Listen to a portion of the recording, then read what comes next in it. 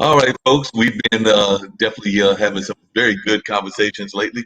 One of the conversations, of course, was yesterday with Oli Damagard, who has definitely got some interesting views about politics and the world and things of that nature. And of course, the day before that, on Monday, during our regularly scheduled program, we had the interview with Rico Dawson, a musician from Goldsboro, and we had the interview with Steph Johnson, who's been talking about inclusion and things of that nature. So this is another special edition, and we're very glad to have JB the Wizard with us. JB the Wizard has said that he has learned all kinds of things about how success works and how a lot of people that are successful have a lot of the same kind of themes within their life. So I'm interested to learn some of the things that JB has learned, as well as some of the things that he has been involved in. So definitely very glad to have JB in the studios with us as well. Matter of fact, I see that we've got folks already watching from around the world. We've got Fernando joining us from Los Angeles, California. So he's one of our regular folks that catches the things that we do on a regular basis. So very glad to have you.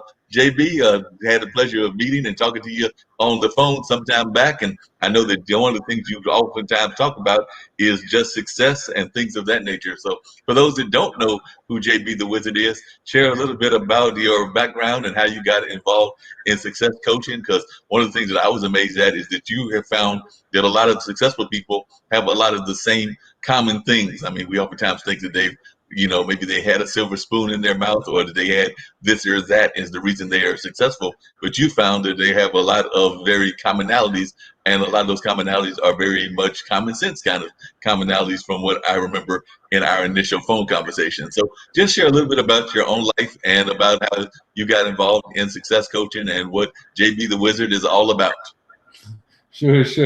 So, my name is JB the Wizard. I'll explain where that name came from.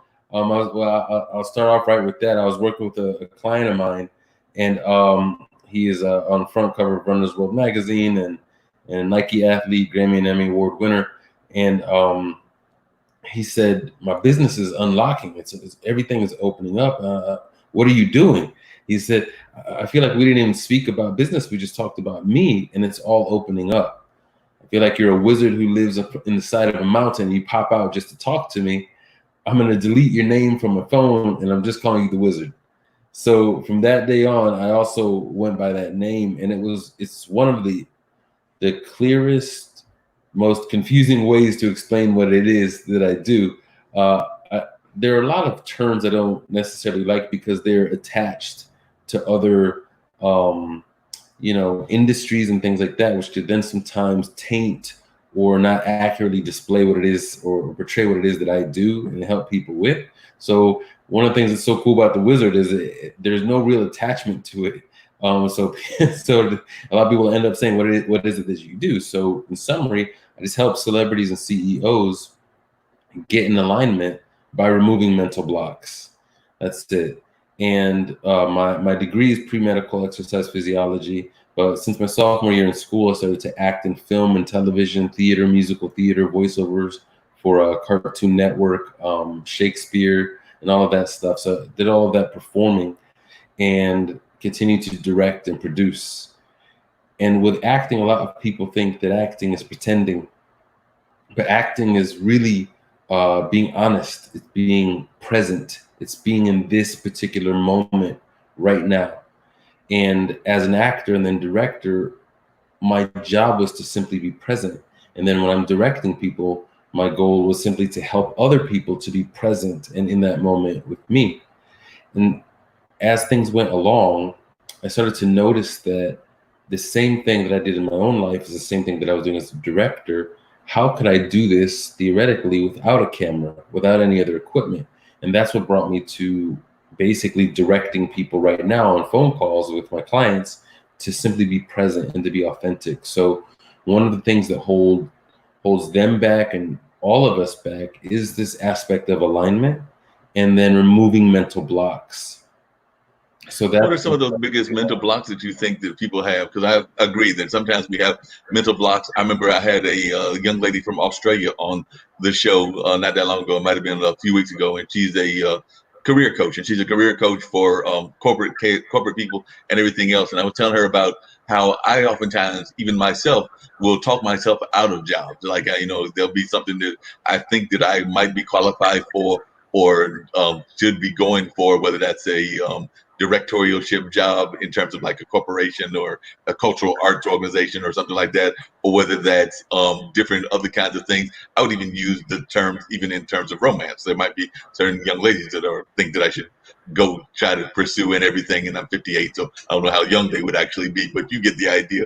But then sometimes you wind up talking yourself out of it, and I know that I had a real deep conversation with her, and she basically like saying was, so you basically, I forget her exact term, but basically her gist of what you were saying was that you fired yourself before you even got a chance to get fired or to even get the job because you talked yourself out of the job. So I was wondering, you find that with a lot of corporate people that they might have these great ideas, these great big things that they want to do, but then they talk themselves out of it. Yeah, absolutely. So the people that I work with, they are CEOs or celebrities or entrepreneurs, salespeople, that sort of thing. And the foundation of it all is that we are all so afraid of so many different things. And fear is very tricky. People talk about it, false evidence appearing real, that sort of thing. Fear is pretty remarkable. I tend to say that fear is an indicator. It's oftentimes an indicator of where you should go. Um, and so, if we could learn to read fear more accurately as opposed to misinterpreting the message, it would help us to know where to go next. There are a few phrases that I have a book coming out called The Five Principles of Alignment. And in there, I talk about something called the bravery muscle. And the bravery muscle is what you need once you see something that's clear, because information, intellectual understanding is completely useless. I do not like the phrase knowledge is power at all, because it's not. What we have to do is we have to apply what it is that we know. And if we don't apply it, then it's not useful. And that's how things are in this existence, in this world, in this physical place that we live.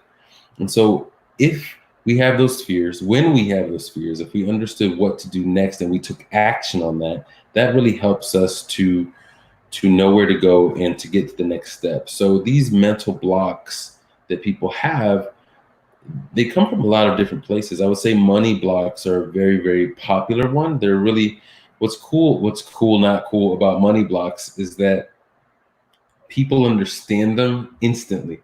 Like if you say the word, if I would just put out a marketing campaign, are you dealing with money blocks? Most everybody would click, yeah, no matter how much money you have, because what you tend to think is I could be having more, or yes, I've got some issues in that particular area.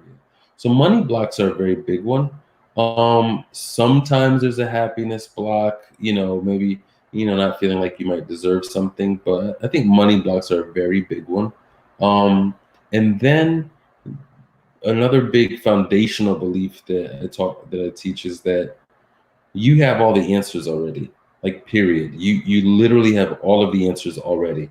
So some people could say, like, well, then what do they need me for? Well, you don't. But if you want things to happen faster, then you would. That's when people engage with me. So could you learn something? It takes people 10 years, 15, 20 years. Yes, but time is very expensive and money is very cheap. So to spend 15 or 20 years is very expensive.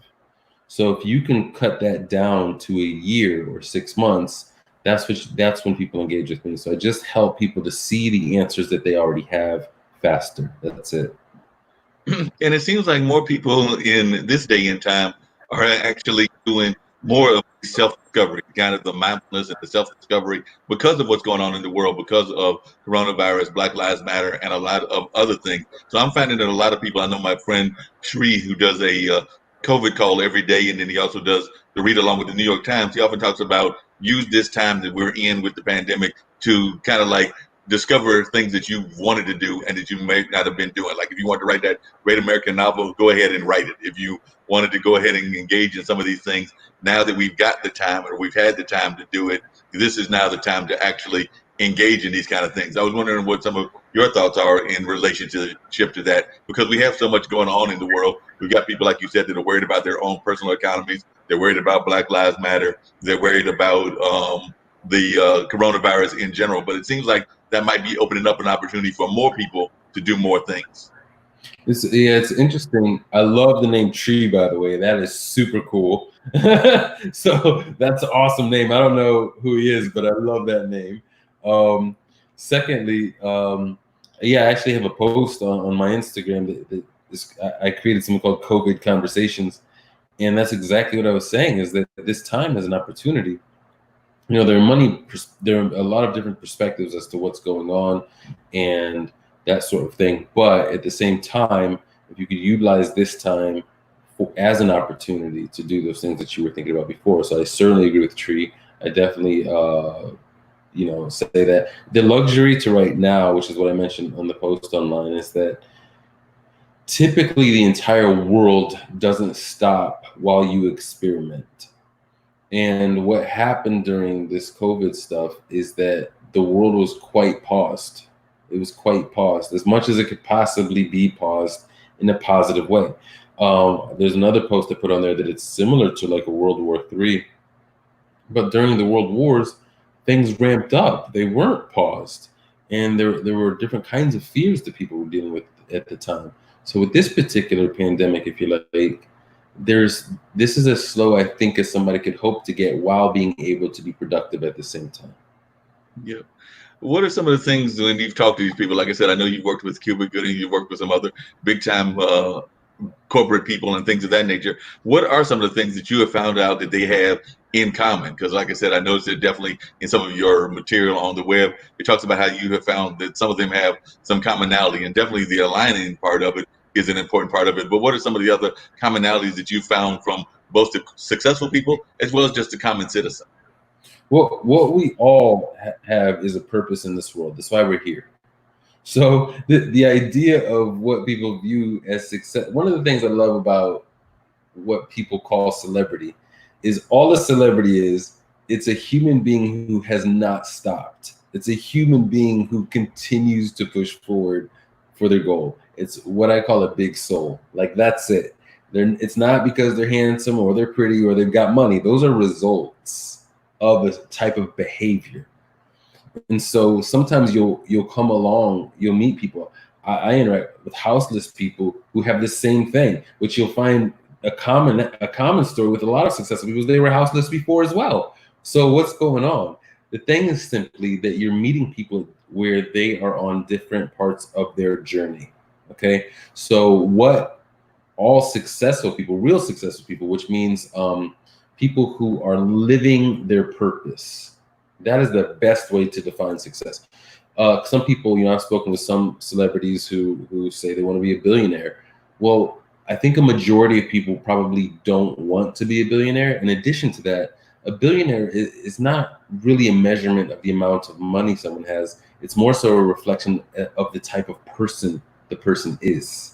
And this is the same with multimillionaires, billionaires, millionaires, six-figure people. It's just a reflection of the type of person that you are. And so culturally, we think that we want to be a billionaire because we then believe we would have freedom or we wouldn't have limitations. So really, if you notice, what people want is they want freedom. What people want is the ability to do what they want to do, when they want to do it, how they want to do it, right? And so what I help people to do, at whatever stage that they're in, is to tap into what I call their atomic core. So no matter what level somebody is at, I deal with people who spend hundreds of thousands of dollars every single month on advertising. Some people sell $100 million per year in sales. The main thing is that we're all people. And I certainly got this from my father, but we're just people. Like, that's it.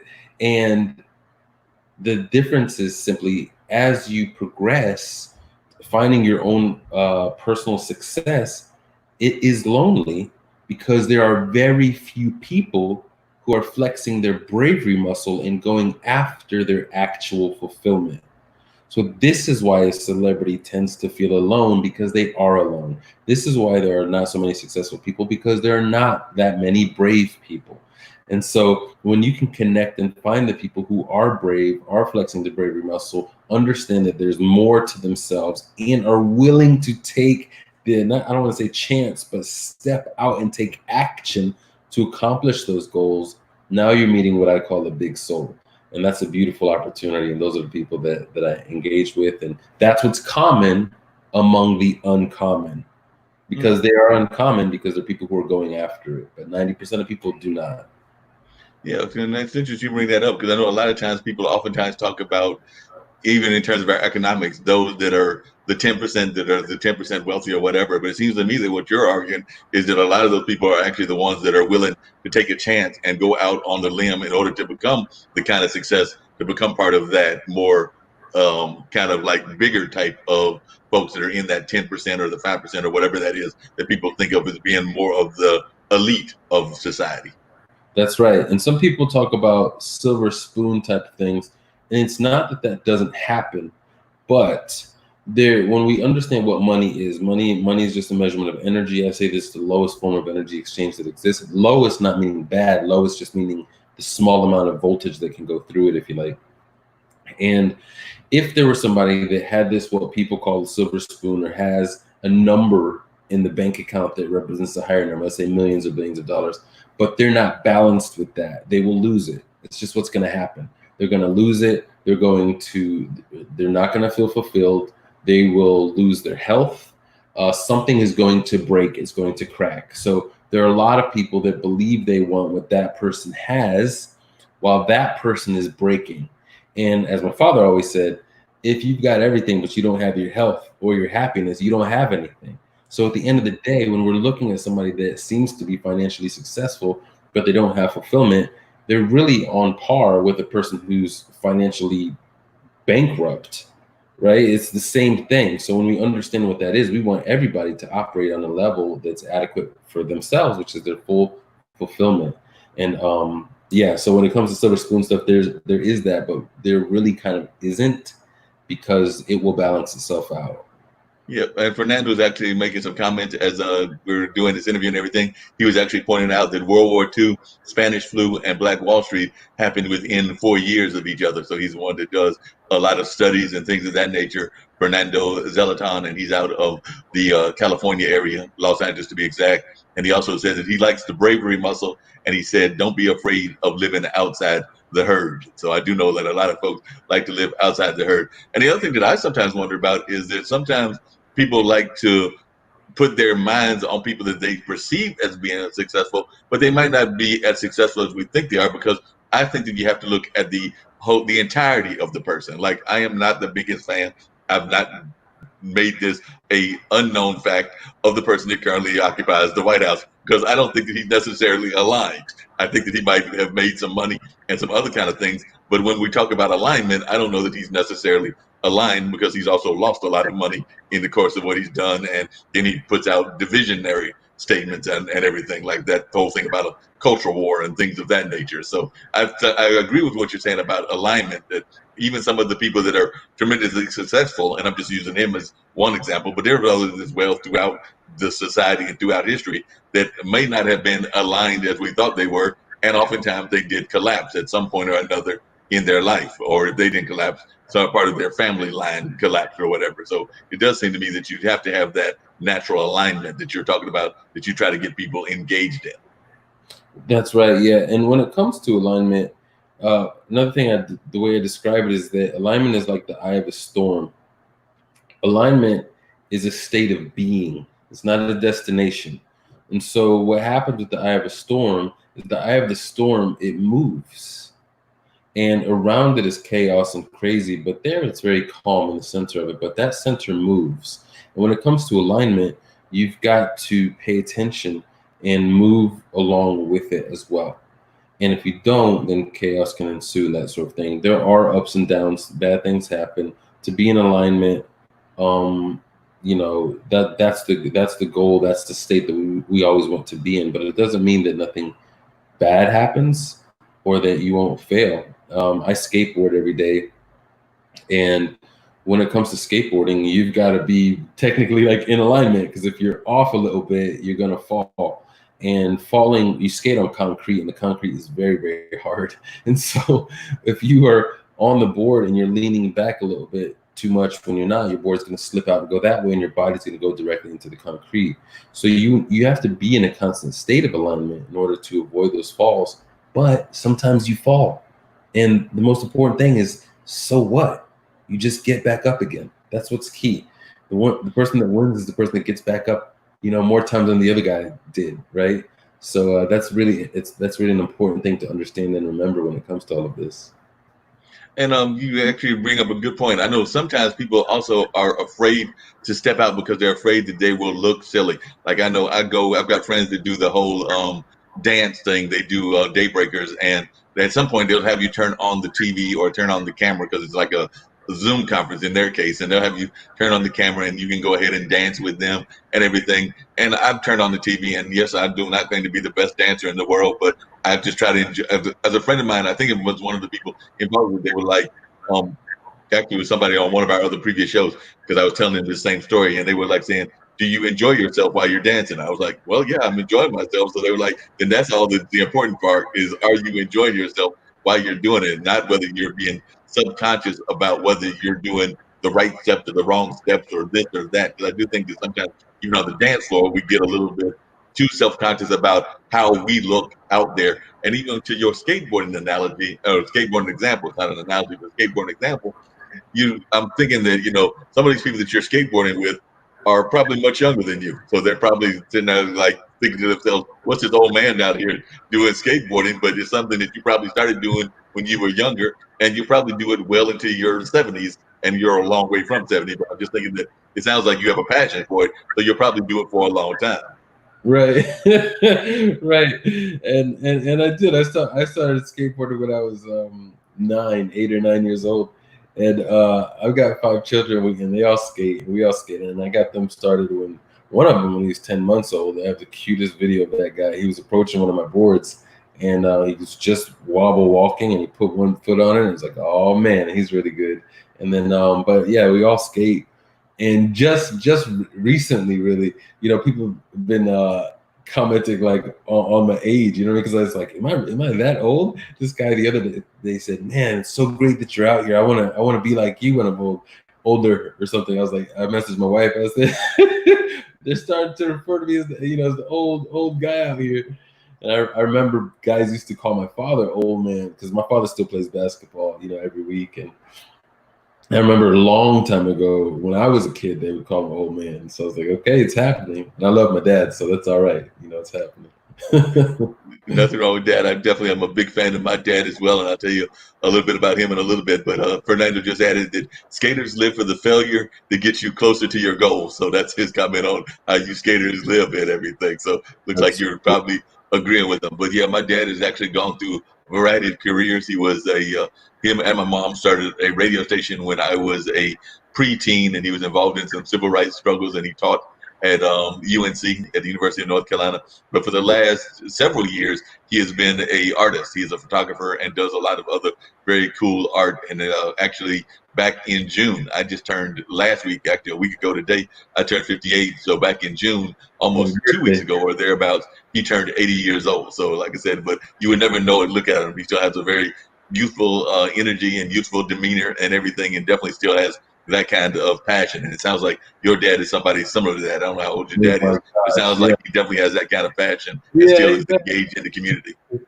Yep, he does. My grandmother does. She's just laughing at everything you could possibly say to her. She's just laughing, And so I think she says it, and my father says, it's one of the things that keeps her, healthy and around is that laughter and that smile. But yeah.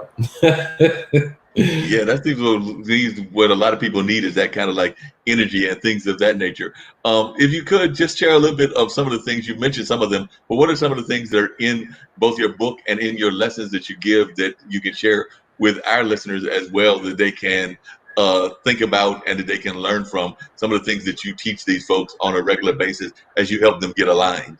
Sure.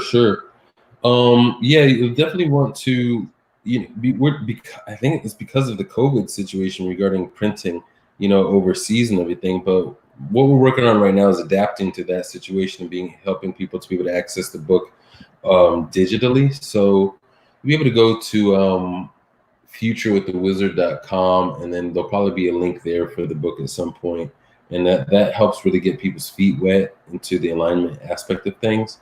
Futuring the book, that's coming out later on this year, and that's really a very whimsical, beautiful story. The illustrations are remarkable, and we hope to release the audio version. That got pushed off a little bit because of the COVID recording studio as well. So people could download the 8-minute version of Futuring the Story and listen to that daily to put them in the correct mindset. Some of the principles in 5 Principles of Alignment, we deal with bravery muscle, which we spoke about today. Another big one is circadian scheduling. It's a term that I came up with. The bottom line is that you have a rhythm to yourself as a human being. Everything has a cycle. Plants, the earth, the planets, humans, animals, everything has a cycle. So a lot of times when it comes to our schedule and the way we live our day-to-day lives, we are sometimes told, depending on which success guru we're listening to or motivational speaker, wake up, do this, now do that. This is what successful people do. The thing that circadian schedule is really based off of is you as an individual, each individual as an individual, customizing your life to your own life because you're you. So what we need to do with that is understand who you are, how you operate, what are your natural tendencies, and really some people call it doubling down on your strengths as opposed to trying to improve in areas where you're not so good. That's a big concept and principle that I focus a lot on. So for example, we were talking earlier about email. I don't like email. Email doesn't really work for me. My brain doesn't work that way. I don't like the layout. I think a lot of people don't like email, so I don't do email. Now I have people as part of my company, they do email, but when I'm looking for people who work for me in my company, I look for people who enjoy what they're doing, who enjoy what it is that I need done. And that way they can be where they're happy, I could be where I'm happy. And then the areas where I'm very good, that's where I want to naturally continue to improve because I'm naturally interested in that area. So I'm going to improve, right?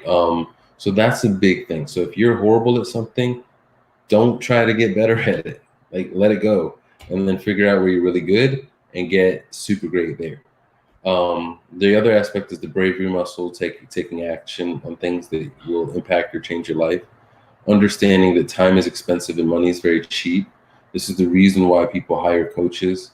This is the reason why people get consultants, because using money is a very cheap way as opposed to using time. A lot of entrepreneurs and other people who are very talented say things like, I can do it myself, or I'll learn it myself, or I'll read a book and I'll try it myself. And while that's sort of admirable, it's not the best use of your energy, time, or money. You really want to use money wherever you can, and time only where it energizes you, because time is the most expensive thing possible.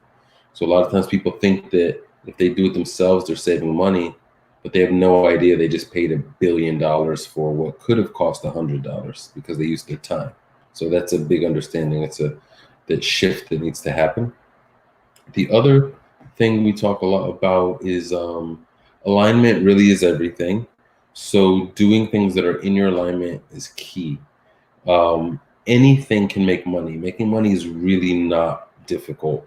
So it's like buy low, sell high, do something valuable for somebody else. I mean, it's really not super hard. I was watching this great film, The Boy Who Harnessed the Wind, and this was taking place in, I think, Malawi, Africa.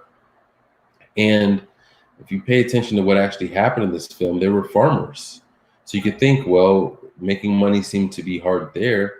Well, this is based off a true story as well. This wonderful boy, he applied what he learned and then created, I don't want to spill the beans, I don't think it is, but I created a windmill that created wealth for his entire village, and they were able to eat even when it was dry.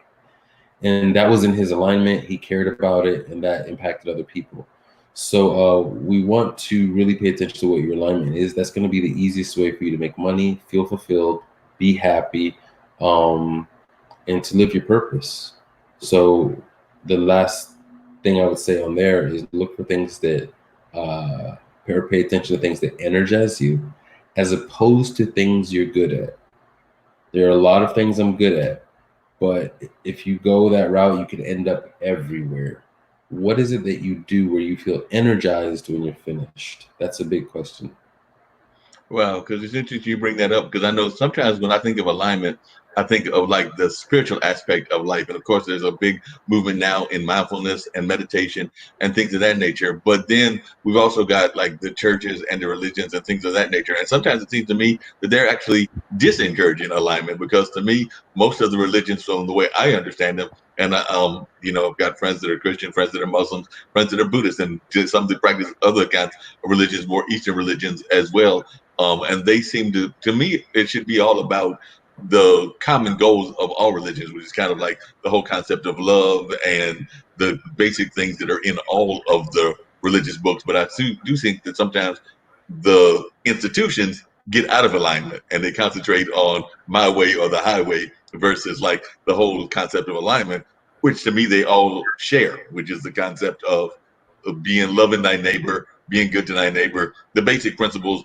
Some people would say they're the same principles that are in the Ten Commandments, but I think those same principles are in most of our religious books in one form or fashion or another. Yeah, so I'm Jewish. That's why these are Peyot and Akipa there. And so the thing that happens with these religions is they do get a little bit out of hand, but here's what's happening. The religion, all of these religions, they're systems. And the systems, some people view them as bad, but they're trying to help. So what's so cool about McDonald's is I don't eat McDonald's. I'm a vegan too, so I'm kosher plus a vegan, but I don't eat McDonald's. But the point with McDonald's though is people say that they're not the best burgers. They don't taste good at all. They're not going for quality. Yet they're a multi-billion-dollar organization. One of the things that Ray Kroc was very good at, besides understanding that McDonald's is a real estate company, not necessarily a food company, is that their systems. When he purchased it from the McDonald's brothers, he understood how to really systemize the processes. And so the system enabled this multi-billion-dollar organization to grow, to flourish, and to scale because of the systems, not because of the talent of the individual employees. So what we have here with certain major religions, Siddhartha Gautama in Buddhism, Abraham Avinu in Judaism, Jesus in Christianity, Muhammad in Islam, is you have these individuals who possibly has some kind of a sensitivity to what's going on. So these are individuals. Well, then when you have more people who also want to live that sensitivity, the individual has to figure out a way, how can I systemize this for people who probably don't have the level of sensitivity that I have? So then we've got a certain bunch of rules that come into play. What ends up happening to anything is when people begin to value the rules more than what the rules are there for. And that's when you notice certain religions getting, quote unquote, I don't know if the word is out of alignment, but not really helping people the way they want to help people. So there are a few common grounds. I always say there's only one message, period. No matter what religion you're in, or if you're atheist or numerology or Hinduism, it doesn't really matter. Alignment really is a major part of that, is that you're here for a reason. And despite the DSM-4, which says, there's hundreds, I think, of disorders, which are, I'm not saying not legit, but despite that, we basically have like givers and we have takers in the world. And we want to be the type of person who is a giver.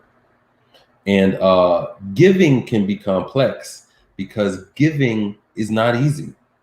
And what I mean by that is, if you were to give, again, I do work with houseless people a lot. There's something I like about them and that sort of thing. But if you were to give a houseless person $500, that could cause more harm than good. So that's not giving. We have to understand what it means to give. Water is good. Too much water drowns people. Water is good. Too much water doesn't allow the seeds to grow. So we have to have balance with all of it. So when it comes to alignment, what we have and what we're looking for is tapping into your atomic core, which is one of the principles of alignment, being balanced and understanding how to provide value. When we can really solve all those problems, it solves your own problems and your neighbor's problems. Wow. I was wondering, did you find that there was a little bit more alignment? Because I've had this conversation ever since COVID became more of a national and international kind of thing. But it seemed to me that in terms of nature became more aligned as we became more confined, meaning that when humans came inside, it seemed to me that we started seeing nature become more aligned with its natural self. I noticed that there was talks of like animals appearing in Italy that hadn't been seen in centuries, if not decades. And then there was talk about, I even noticed animals even here, I'm in Durham, North Carolina, that I would seem to be a little bit more, less flighty, less afraid of humans because they weren't seeing as many humans. So when they saw them, they would eventually fly away, but they using a bird as an example, but they wouldn't fly away right away. Whereas back in the old days when the cars were much more heavily in the traffic, when big cities like New York were all crowded, that they would definitely disperse very quickly. But it does seem like nature was starting to react to us being out of alignment and kind of coming inside by becoming more aligned. At least that's the way I looked at it. I was wondering what your thoughts were on that. Sure, things get out of balance. It's really easy for things to get out of balance, um, even when we're wanting to do good things. And so when people, let's just say cars are super cool. They enable us to go from one place to another place in a much shorter amount of time. That's helpful if that short amount of time you're using it to do something beneficial, to do something giving. If you're not, you get to that place earlier. What are you doing with your time? And so this is suggesting with this concept is that when people have been outside, let's say, and the animals have gone inward, right? Because they naturally are, I don't want to say the word afraid, but they're naturally they're under, I guess I'll use the word afraid, intimidated by, they understand that man has his role over here and they have their territory over here. That's a natural understanding between humans and animals. Um, so when we go inside and they're able to explore around a little bit, the question really is that helpful? Is that good for the world? Is there something to that? So I think there's a balance with it. It's nice to see animals be able to roam about. And it's also nice for human beings to maybe think a little bit more, to be more intentional, I think is a better way of saying it. So a lot of times when you've got the freedom to drive or to walk or to spend, sometimes we do behaviors by rote and by habit or by expectations, and we're not even thinking about what we're doing. So let's say that as this requirement to be more indoors is there, when we're going outside, let's say the government is saying you can only go outside for this reason or that reason, we then have to be more intentional about the reasons we're going outside. I think that's beneficial to the person themselves. Whether they should or shouldn't be saying that, it's a different topic. But what we can do to benefit from this is understand that when we make these choices, when they're intentional, this is the way we want to live every aspect of our life. Calculated. Yeah, and I noticed that Fernando was asking whether you are a approver of the 20/80 approach, which I guess is like, you spend 20% of your time on one thing and 80% on the other. So I guess he was asking whether you were aware of that approach and what you thought of that approach in terms of going about with success. Yeah, it's a beautiful question. That's called the Pareto's principle. I absolutely love that principle. I think it's fascinating, and I think it's very applicable. One area where I tend to talk about this a lot is on money, business, and entrepreneurship. That 20% or 80% of your income is coming from 20% of your efforts, or 80% of your income is coming from 20% of your clients. So what that could cause you to do if you're an entrepreneur is basically fire 80% of your clientele. That happens sometimes, because, and what does that look like? What I mean by that, and I've definitely done this, is that there are 2 out of 10 people that you feel energized from engaging with. You feel good about engaging with. Those are the people that you want to pour your entire soul, energy, value, and systems into. And that's it. And then they will, they'll reciprocate.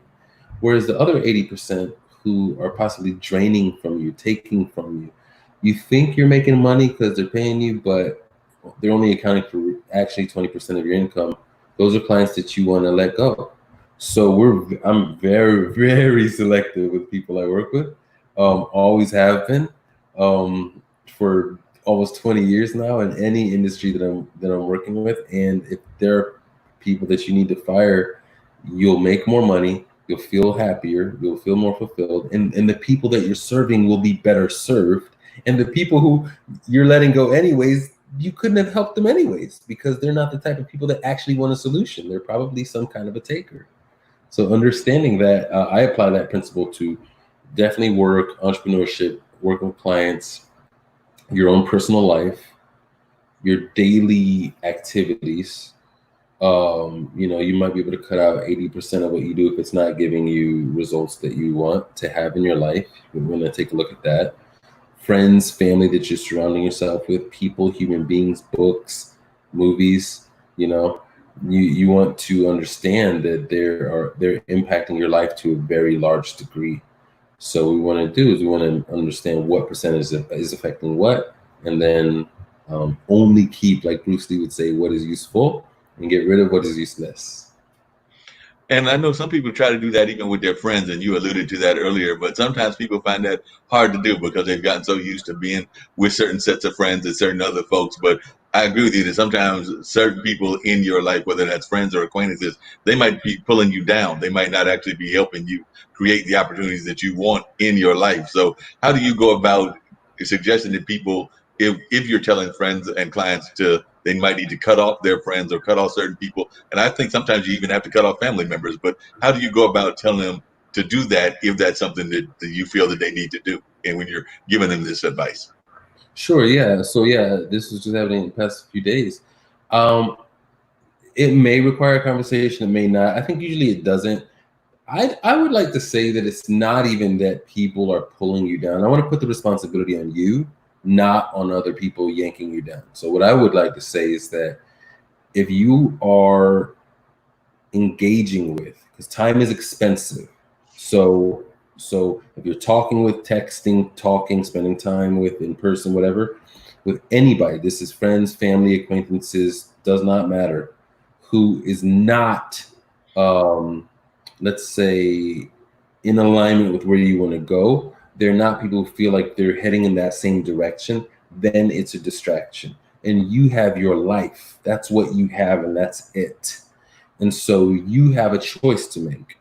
You can give it to them, or you can give it to this other thing that you believe in.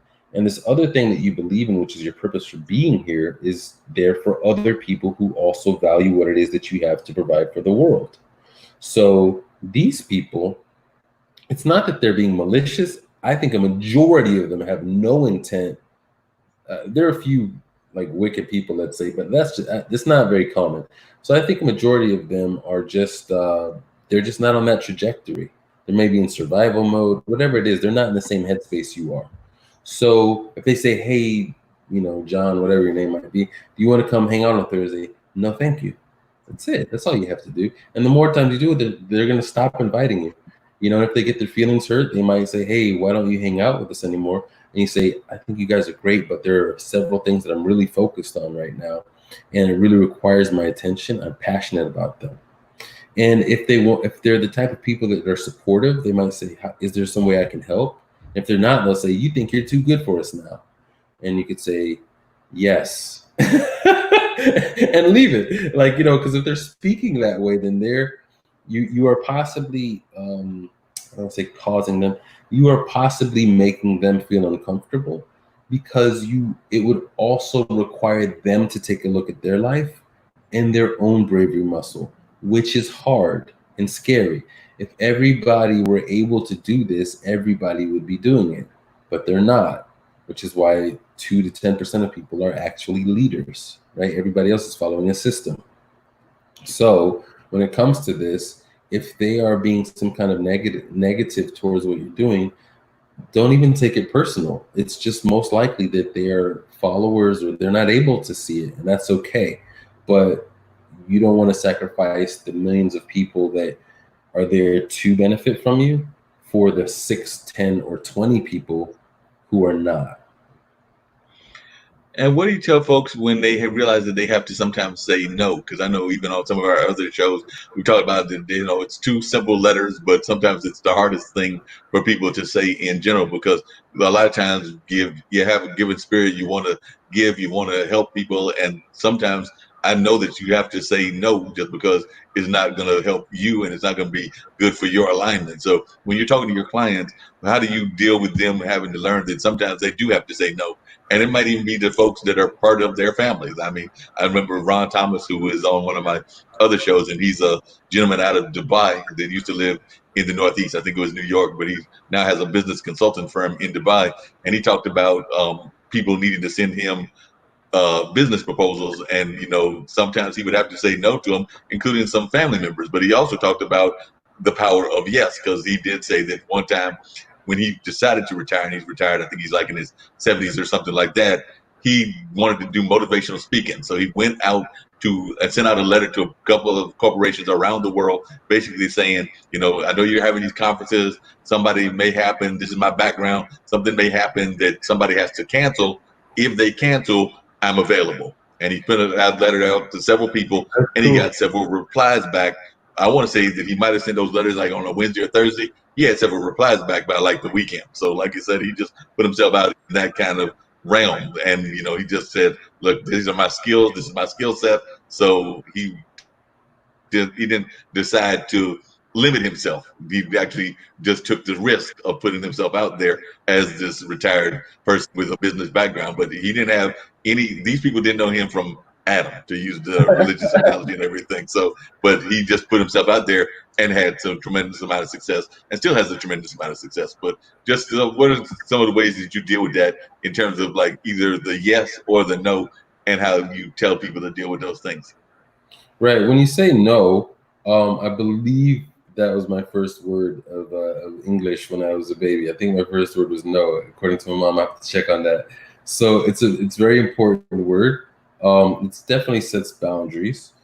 One of the big things I'm pretty strong about is you don't need to justify it or explain it or apologize. That's the big one. I'm so sorry. No, no, I'm sorry. Like that sort of thing is it's not usually fitting.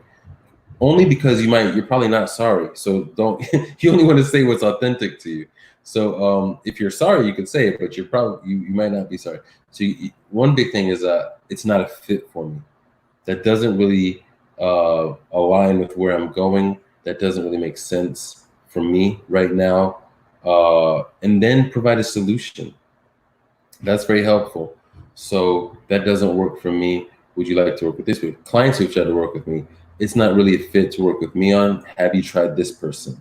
I don't think we're fit to work together, but you can try that. When it comes to friends or family, just no. Um, you can say that doesn't work. That's not something that makes sense for us right now.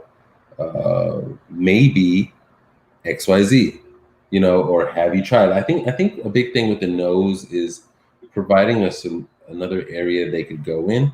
You can be the guy that just says no. You could totally be that person, but if you can just go a little bit to figure out how you can help in a different way, I find that to be helpful for me.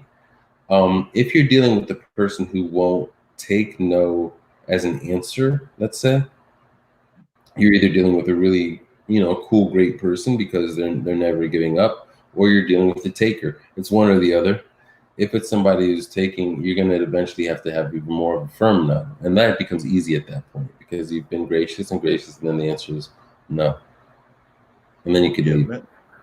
yeah, that makes sense. But sometimes I know that and I wonder how you deal with this, because sometimes there are people in the world of business that that are takers, and they have like that taking mentality, but for whatever reason, they have positioned themselves in part of the world that you have to deal with them. So you have to deal with them even though you know what they are. So the way I would use it is that in my mind, I know what their attitude is, I know what they're about. So even if I might have to deal with them, I deal with them on a limited of basis because I know where they are coming from, and I know that I've already peep their game, to put it in kind of like blunt terms and everything. But I do think that sometimes you have to deal with people that are some of those people that you're talking about, the takers and the users of the world, just because they put themselves in positions that you can't avoid them. And that might be because of the way that they're aggressive in their own marketing, or it might be that they are in positions of leadership. But for whatever reason, they put themselves in a position that you can't avoid them. But I do think that you can be aware of who they are, and just kind of like aware of who they are and deal with them as they are. So, like I said, if I live in an apartment complex, if I was to go outside and I was to see a snake, I would know that that snake was there, and I would avoid that snake. I would try to walk in the other direction. I wouldn't try to walk toward the snake. Sure, sure. Yeah, when it comes to that, understanding who or what these people are is helpful. Leveraging it to where it is beneficial for you can also be helpful. So with the snake as an example, we understand now that we can use anti-venom, so from even poisonous snakes. And understanding that causes you to look at the snake slightly differently. So that can be helpful. I'm not against. Well, I guess I'm not really into like killing animals to wear them. But let's just say if a snake were to bite you or go after biting you, and then you were able to catch it to keep from biting you and take the venom, there's a lot of things where you can figure out how to use it in a way that's beneficial. You know, so those are those types of people. If you, I can't think of a situation where if you couldn't avoid the person. Let's say you're, I guess, working someplace, you can't avoid this type of person. I don't know. It's not even. I don't know. I've never had a job, but you can always do something. I'm not sure what it might be, but you always have a choice. So it could be changing departments. It could be, I don't know. There's so many things you can do, but I don't want a person to avoid the situation, because a lot of times the energy put into avoidance begins to be more than simply solving the problem. And I'm very careful about conserving my client's energy. And if we avoid something, it could then become fear, and that just leads down a different trajectory. So what I like to do is figure out how to get that anti-venom as soon as possible, and then leverage the entire situation so that you're in control of the entire situation. That's my preference. That makes a lot of sense. And how do you, what kind of clients do you look for, and how do you go about getting your clients? Because, like I said, I know you have the website and things of that nature, but are there like a specific type of people that you're looking for as clients? Because, like I said, I know that you've worked with some that people would consider acting and music celebrities, and of course, you've dealt with corporations and people of that nature, but you also have common citizens as well. So, specifically, what does JB the Wizard look for as clients, or do you just have to like be like the old Wizard of Oz and hope that you get to the mountaintop and that you actually find the wizard and that you can actually get the advice from the wizard when you get there? Or are there specific kinds of clients that you're looking for? Sure, sure. Any human that knows that they are bigger and have more to do than what is currently happening is a person that should reach out. A person who understands and knows that they have something to do in this world, but they might not know how to connect the dots. If a person doesn't feel, if they feel foggy, if they're in the middle of a lot of life decisions and they need help with clarity, if they want to live and activate their full potential, I usually tend to work with people who believe or are the best in whatever they are the best in. This could be Olympians. This could be physical, like Miss America type stuff. This could be sales. It doesn't matter. If you feel that you're the best, I've worked with photographers who felt they were the best, and they are very good. It's just that type of mentality, and because they tend to want to continue to be the best and the best version of themselves. The way people tend to find out about me is through interviews. The book coming out will be a way, and there are some posts in social media. My team, articles are being written right now in different outlets. So those are ways. And people can always go to, I think it's futurewiththewizard.com. They can reach out to Tess, Samantha on Telegram. I think it's assistant to JB, like t.me/assistant to JB. LinkedIn is a way. So anybody that reaches out via social media, the Wizard is real on Instagram. JB the Wizard and LinkedIn, and futurewiththewizard.com. Anyone that reaches out to me through any of those venues will connect with somebody from my team, and they just want to know how they can help you and if you're fit. And there are a few things that we're developing to help people at different stages where they're at. So again, we've got the book, we've got courses, we've got group coaching, we've got one-on-one coaching. All of those things are options to help you get fully unlocked. Now, was there ever a case where you reached or somebody reached out to you and you did find out that they weren't a fit? And how did you cope with that? Just you as a person that's giving this great advice about alignment. But was there ever a case where you actually had somebody reach out to you and you were like, nope, I can't work with you, or I need to send you to somebody else, or things of that nature? Has that ever happened to you? Yeah, yeah. Usually my team fields all of that, but they know what they're looking for. So obviously anybody negative, that doesn't happen. Anybody who believes they know it all, I don't have time for that. Because when it comes to the 80-20 rule, speaking of Fernando's thing, is that time is expensive, right? So when I'm speaking with a client, I'm working with somebody, I have no interest in convincing them that what I have to say is right. I don't have the time for that. So if you already are open to what it is that I'm saying, now I can spend time in just telling you what I know works. And then you could apply that. So I'm not interested in fighting. I'm interested in just solving the problem. So one of the things that happens if somebody reaches out, messages somebody from my team, and they are argumentative, or there's somebody that will require some kind of convincing, then that's not efficient for me or my company. And I want everything to operate efficiently. So when that happens, you can then say you could read one of the books, because if they buy one of the books, or if they listen to the stuff, that doesn't require any energy from us because we've already created the energy. Now they can go and kind of deal with themselves, and then when they're ready, they'll reach back out again. Yeah, that makes sense. Who are some of the people that inspired you just in terms of like your own development, whether that was with your acting, whether that was with the work that you're doing as JB the Wizard or whatever? But who are some of the people that inspired you? You definitely earlier mentioned your dad and your grandma, so I definitely can tell that you got some of those family connections. But who are some of the other folks that inspired you? That's right. Just one more shout out again is definitely my father. He's a great person. He what makes him so amazing is that he sees people as people, period. So, and I just saw that happen with him.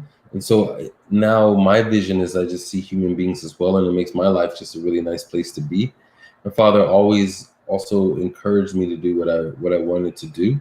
He definitely always believed in me, still believes in me. And if I wanted to do something, he'd say, "Yeah, you could do it." Sometimes like, "How can I help?" That sort of thing is very powerful for me. He always let me know that I could do anything, but what is it that I want to do? So that was really some big teaching from him. Um, I appreciate the things. I'm German and I'm Jewish, and then my father is American, and my father came from just just dirt floors, outhouse, picking blueberries, just really almost the lowest it can get in this country.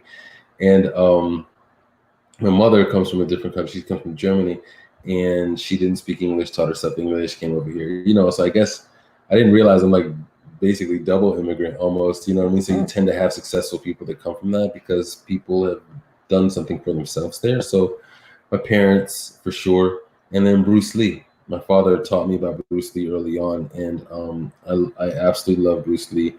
I certainly want to continue to connect with Shannon. I'd love to connect with her. But the thing with Bruce is he was a philosopher. He was a fighter, but he was really a philosopher. And he was also about humanity and humankind. And one of the beautiful things about him, he says that a kick is just a kick. There's no Chinese kick. There's no Korean kick. There's nothing. People are people. A kick is a kick and a punch is a punch. And he said to let go of what is useless and to hold on to what is useful. And that's really efficient outlook as well. And I really appreciate that about Bruce Lee. So those are some major impacts in my own life. Wow. What are some of the other philosophies of Bruce Lee that you enjoyed? I also remember watching definitely some of the early Bruce Lee movies, and also watching I'll admit it. I watched Kung Fu, the David Carradine movie, because of exactly that reason. He would sometimes drop some of that Asian philosophy. Now it might have been the, canned Hollywood version, but still there was some Right. truth to what they were putting in there. So I Sure. definitely enjoyed that growing up, during that 70s and 80s kind of period, catching those movies and everything about that philosophy. But what were some of the philosophies of the East that you really identified with when you were studying Bruce Lee? Yeah, I mean, I've been doing martial arts since I'm 6 years old, so like it's a lot of decades of let's say Eastern philosophy in addition to Bruce Lee. But let go of what is useless, hold on to what is useful is a big one. Emptying your cup, like if you had a lot of people come with their glass full, but if you would come with your glass empty, then it could be filled. This is a very big Eastern concept. It's a very big one that we call in the East, in the West, coachable. Like we say, coachable. Really, it's like empty out your cup. Um, a very impactful quote and mentality from Bruce. It's a bit Eastern as well. I think is that um, he said it's very easy for me to get on stage and to be real cool and to be real cocky. He said, but to go on stage and to be myself, that is very hard, my friend. And that's a wonderful, wonderful thing. So when it comes to authenticity and alignment, I'm very passionate about that. When I public speak or if I'm on stage, if I'm doing an interview, I am always me. And thank God I have had the support from my family and influencers like Bruce Lee to help with that, my wife, my children. And that's a helpful one. That's a big helpful one because it's easy to go and try to be real cool. But to go up there and be authentic, most people can't do that. So if you can, that's very valuable. Yeah, I agree with you because I know there's a festival here, the National Black Theater Festival, and oftentimes there'll be major celebrities there, like Petrie Bird, who is the bailiff from Judge Judy. He'll appear and he actually throws a party, and of course Angela Bassett and several others have been there, Ruby and Ossie when they were living. But I would actually sometimes go and talk to them just in having in very engaging conversations about the world, about their careers, about different things of that nature. But I do remember some friends and acquaintances would come and ask me, "Well, how did you talk to that person? How did you even know that person?" And I'm like, "Look, some of coming back to your concept of alignment and things like that. I was like, yes, they might be celebrities, but at the end of the day, they're just basically humans. They're basically just regular people. So if you approach them as regular people, they will appreciate that, most of them. Now, I'm not saying there aren't some that don't have some egos and don't want you to approach them with like kind of putting them on a pedestal. But I have found, and I'm wondering if you found this to be the same, that most of those folks, whether they're business leaders or celebrities or sports athletes that might get put on a pedestal, they just want the common citizens to approach them with definitely respect of their skill sets, but they don't want them to be put necessarily on pedestals. Mm-hmm. Sure. Yeah, I definitely see. I've seen that just with some of the things that I've done. If you want to, just share some of the people that you have worked with, and also as we close everything out, I would love to hear some final thoughts that you might have in terms of like some words of wisdom that you want to share. You've already shared several of them, but I just didn't know if you had any additional ones that you want to share. But definitely, if you want to mention some of your past clients, so that folks can have an idea of who JB the Wizard is and who some of the folks that you have worked with are. Like I said, I know you mentioned an Olympic athlete, and I mentioned Cuba Gooding earlier, and I'm actually a big fan of Cuba Gooding Jr. I think he's an amazing actor. But just if there's some other folks that you want to give a shout out to, just in terms of you having a great deal of respect for them, and also any words of advice that you want to give. Yeah. His name was Bob. I was in Prison Break, and I did a scene with Bob. His name is Robert, and he was also in The Wire on HBO. He was such a kind person, and so I really, really like and I really appreciate him. Um, Michael Schofield, he was the star of Prison Break. When I was doing a scene with him, I remember not realizing how good he was when I saw him on the telly, and then when I was in the scene with him, he just has a powerful energy and a powerful presence. So I appreciate that about him. Diamond Phillips is remarkable. I like him so much. We did a show together, A Few Good Men on Stage, and he's such a good, kind person. He actually knew Brandon Lee before he passed away, so that's a big deal. So those are some of the people that have worked with Jensen Ackles. He was in Supernatural. He's a very helpful person. I remember when I first got my role in Prison Break, I called Jensen because he was doing Supernatural for so long, and I was like, I'm a little concerned. What do I need to know about how television works compared to film or theater? And then he was very helpful there as well. Some of the clients that I worked with Miss America. I worked with Charlie Rocket. He's pretty vocal about that, and just other good people. Some CEOs, some salespeople. Some people, like I said before, they are selling quite a bit. So some of my clients are selling, $100 million plus, but some are not. Some are, I don't know, just the regular entrepreneur Joe, if you like. So them. And then the final thing I would say is that you already have all the answers, right? So keep that in mind, that being able to flex your bravery muscle to take action on the answers that you already know is what's going to be key. All right. So that's all she wrote. I think that's Appreciate it. you being here with us and everything. Great conversation, and definitely think that folks learned a lot. If you could, just one more time, give the website where folks can find you. You did that once before, but if you just give it one more time, and then we'll wrap everything up. But I definitely appreciate you joining me here in this conversation, and I think folks definitely learned a lot about being aligned. By the way, Fernando said that he definitely found you to be a fantastic interview as well, and he'll be looking you up on LinkedIn. So you should definitely be getting a comment or a LinkedIn request from Fernando Zeladon, and I'm sure that there'll be others that'll be reaching out to you as well. But I do appreciate you being here and sharing your wisdom. So definitely the wizard was sharing some great wisdom, and I appreciate it. But if you would give the email one more time. It's interesting that you said that about that you have the answers, because even though he's a very much of a conspiracy theorist, Oli Damagard, who I had on yesterday, and he has light on conspiracies. That's actually one of the more positive things that he did put out there, was that same kind of concept of that a lot of the answers that we're looking for are inside of us, and that we don't need to necessarily be looking for the answers outside, that they are internal answers. So even though he might have some views that other people may not agree with in terms of like whether space travel happened or whether this or that happened in the world, the core of his message was very similar to yours, which is that a lot of the answers that we're looking for are within our own being and with our own self. Mm-hmm. Yeah, absolutely. It's and the website is futurewiththewizard.com. And then on Instagram, it's The Wizard is Real. And then on LinkedIn, it should be JB the Wizard.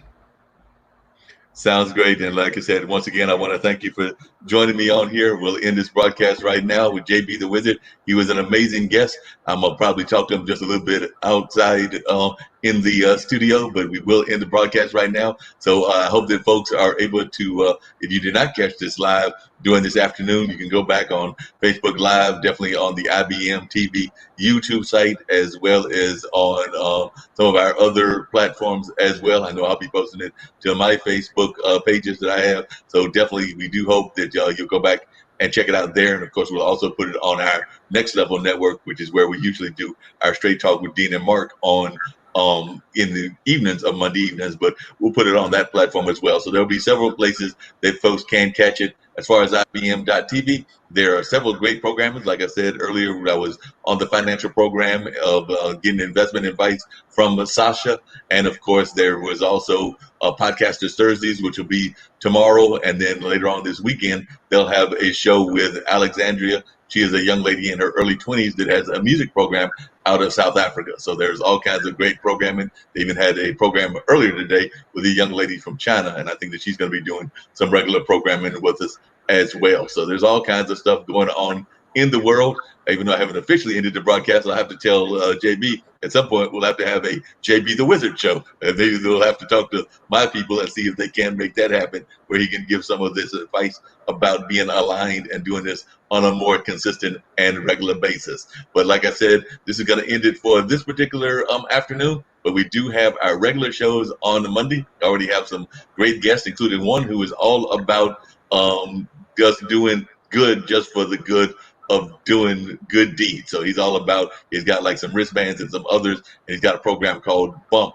And it basically is about trying to encourage people to be altruistic and to do good deeds on a regular basis. And apparently something happened with him, and I'm interested to learn what it was, where he kind of like got motivated to do this by an encounter that he had earlier in his life. So we'll be finding out more about what that encounter was and why it made him as altruistic as he is, and why he encourages others to do that as well. And then we've got some comedians that'll be joining us on that show also from around the world, and that'll be on Monday afternoon at 2 p.m. And then our regular podcast will be 7 to 9, and we've got several guests already lined up that'll be talking about just what's going on in the world and things of that nature. So it should be a great conversation. I believe one of those guests that we have on our regular podcast will be a gentleman who is running for treasurer here in our area of North Carolina, but he is of Indian American descent. So he's actually, his family, I'm not sure if he's first or second generation, but they definitely have roots in India. So, and there will also be a gentleman from Montana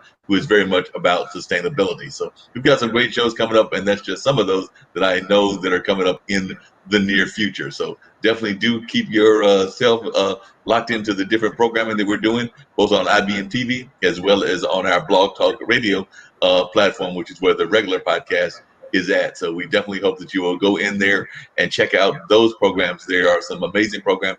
And of course, we're always looking for great guests. So if you know of any great guests, let us know that, because we're always looking for other guests to join us on these programs to share their stories and to give us their inspirations, because that's what we're all about, is trying to encourage people to be positive and to give us positive news about what they're doing and ways that we can encourage each other. So definitely that's kind of our goal and kind of what we do.